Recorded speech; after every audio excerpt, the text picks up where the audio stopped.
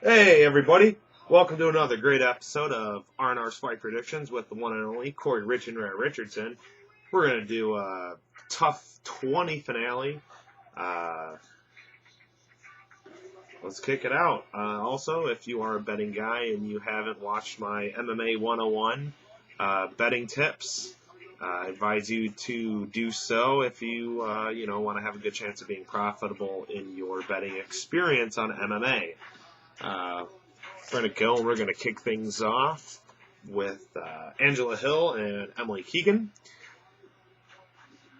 Hill opened at a minus 175. I was leaning her. She's only got one fight.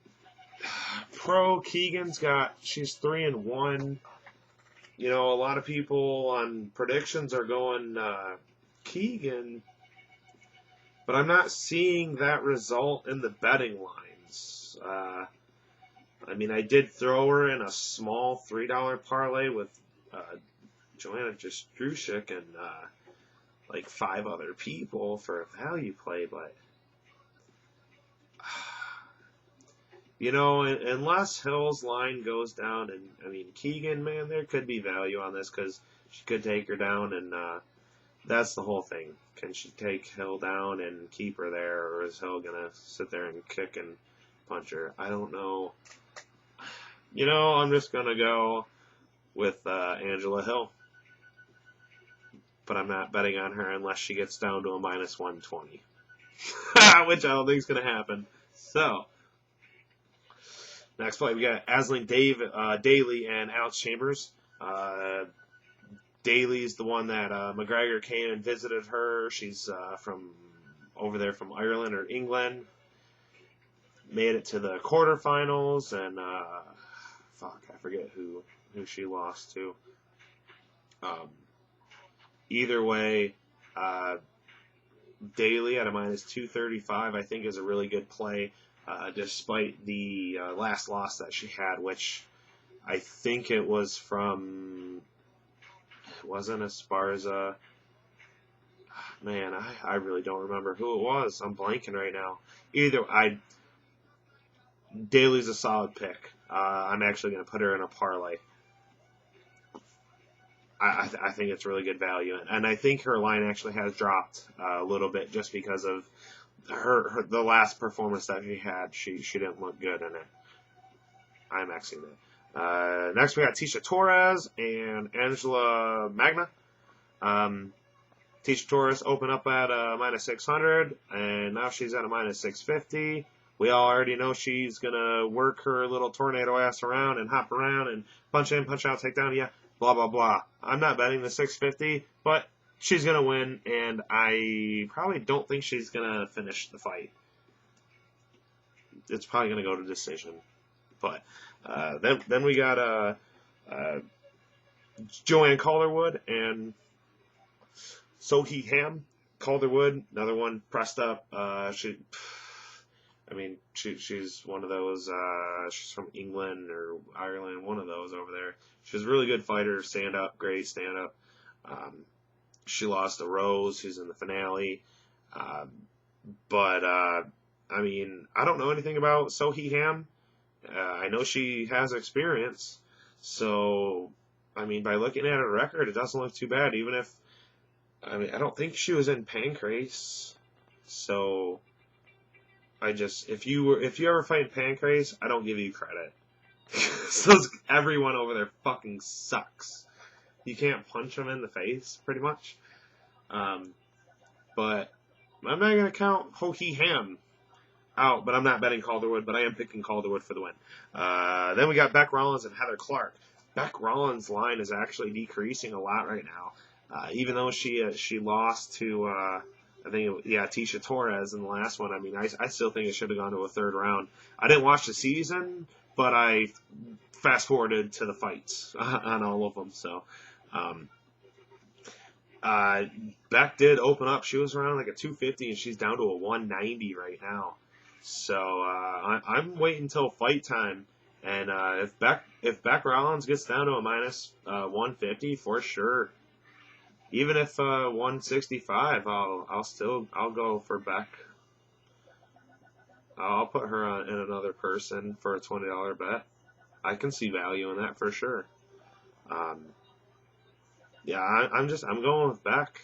I mean, I think she's hot as fuck with that punk rocker look, but no, the girl's got just Tisha Torres. Just kind of, it was a close fight and she's good. But yeah.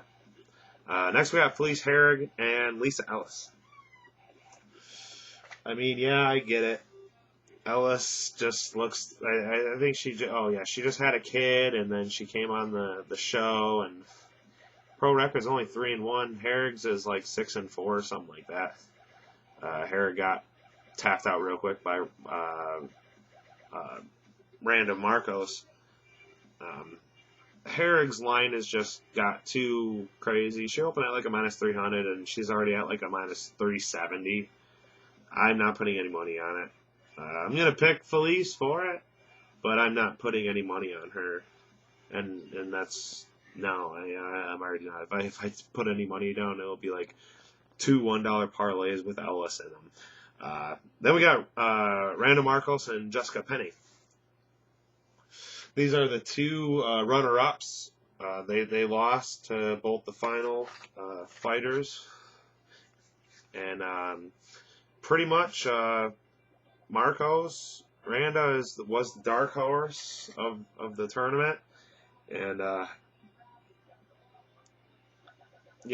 really liking that a lot of people are siding with her because of the whole dark horse aspect.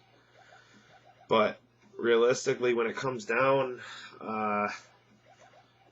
Penne's got more tools, and I mean, even though she fought Carla and got boxed the hell out, Carla was just doing a three punch combo the whole time, and whenever she did manage to take her down, I mean, it was a quick shoot and got the easy takedown, but it wasn't there for more than 3 seconds. And I think that is Marcos' only way to victory is with the clinch and the takedown. And I just don't see her controlling Jessica Penne in that aspect. And Penne at a -120, I do see some good value in this one.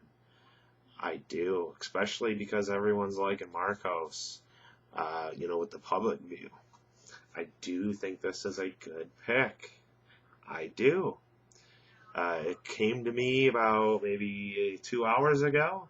I wasn't thinking about it because the lines on Bovada didn't show up until about 2 hours ago, which they were the last site to put their fucking betting lines up for these final two, TUF finales. But hey, that is what it is. Jessica Penne.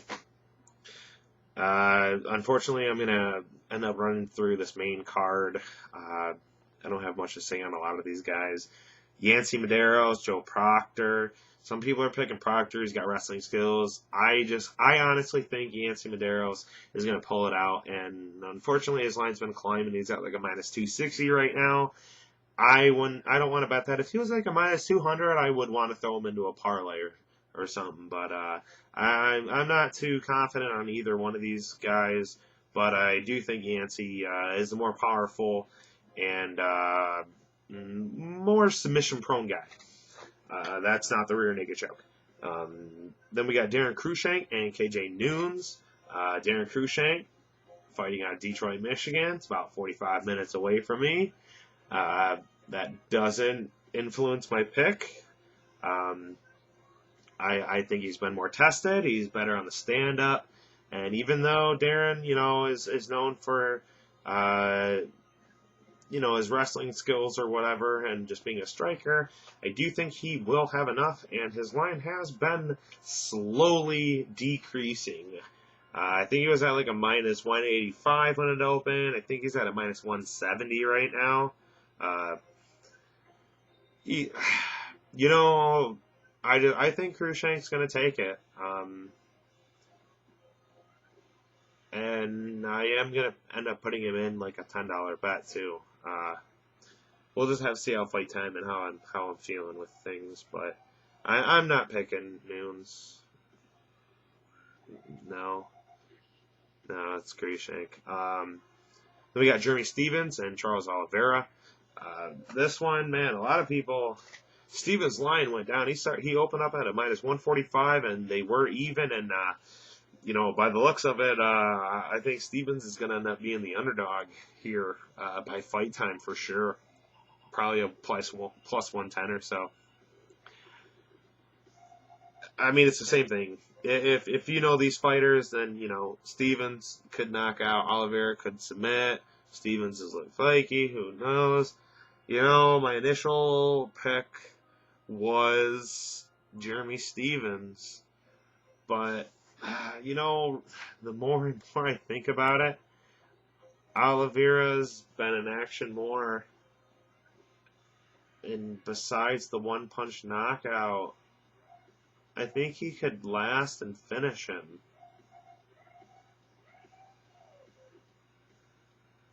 That was kind of decided during I was doing this prediction, actually. Yeah, I'm gonna go Olivera for the win, but I don't think I'm gonna bet on this fight. If I do, it'll be a $5 or $10 bet with them put into a parlay. I'll probably do 2 $5, 3 or 4 man parlays with one of them in there. I don't feel strong about either one. But then we got the main event, the TUF 20 finale.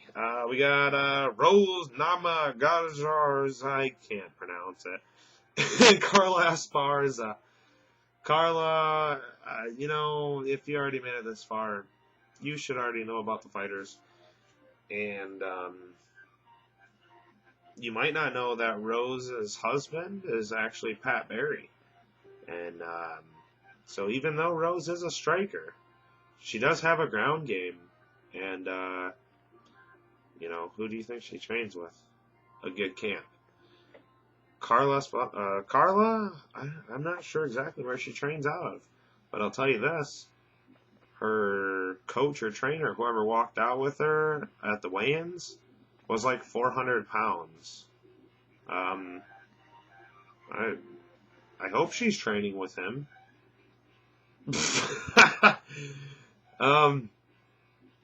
I mean, I know she's good. She was ranked number 1 coming into the season. Rose was number 4, so it's not like she's wasn't counted out of the of the bout. So I think there's more ways for Rose to win, and especially with this being a 5-round fight, that does go into the whole I can't lay and pray, or the takedown whole aspect.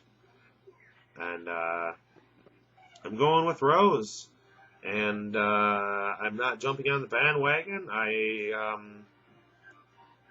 actually picked her after her first fight that she had. I was like, I think she's gonna go. I think she's gonna take it.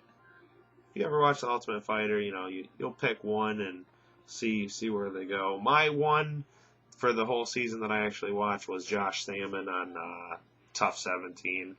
I saw him after his the initial getting into the house, and I was like, I like that guy. It's probably the donkey punches that did it, but I saw potential in the guy, and hey, he got me that head kick knockout last week.